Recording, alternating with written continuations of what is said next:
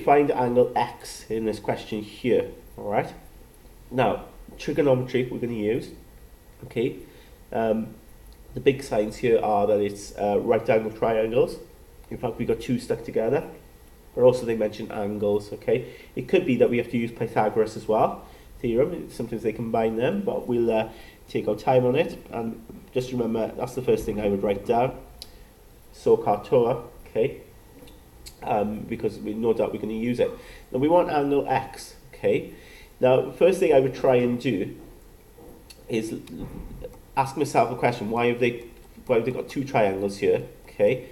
And what is it about two triangles together that's going to help us discover angle X? And I think the common sense answer is that the other triangle, okay, so not this one, because this is the triangle really we want to find out X. This is the triangle that we want to focus on, but it must be the other triangle that is the key to it, okay?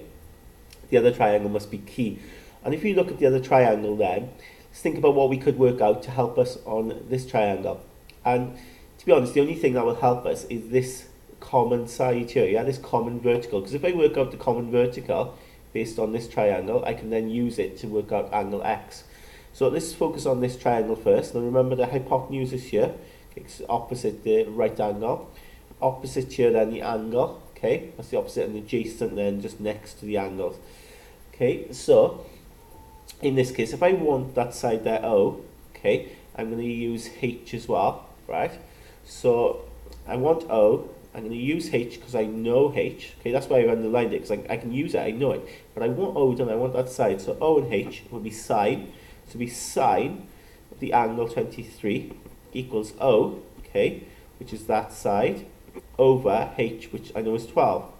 So what I can do then is I can take the 12 up, okay, I can take the 12 up and multiply, okay, because you're dividing on this side, take it over and multiply. So you get then your opposite side. So on my calculator, 12 times sine 23, I get out then the side to be 4.689.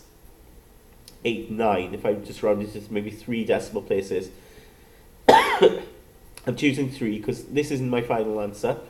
Okay, I'm only halfway through it, and a bit of accuracy here will help. So 3 decimal places makes sense, okay? So that's my opposite there. Now, if I know this side, okay, and perhaps I'll even write it in, 4.689, okay? And I know this side, with regards to this triangle then, I can work out angle X, okay? Because if I've got angle X there, I know this is the hypotenuse always, right? Opposite the right angles. I know that's my opposite, because it's opposite angle X, and my adjacent here. Now in this case, I know A, obviously, it's clearly there, but I also now know the opposite. I know what it is. I know this side is 4.689. So I can use that then to work out what my angle is, right? And in this case, O and A, I'm going to use TOA, right? I'm going to use tan. So it'll be tan of the angle, tan X, right? Equals O over H, yeah? With TOA, okay? O divided by H. Now I know O to be 4.689. Divided by H, divided by A then, which is 9, okay? So opposite over adjacent. To get the angle, right, you've got to do the inverse of the trig function, right? You've got to do, like in this case, tan to the -1, right? So you take the tan over, and it's a special function on your calculator. So I wouldn't bother work this out, I'd leave it as a fraction, but we're taking the tan over.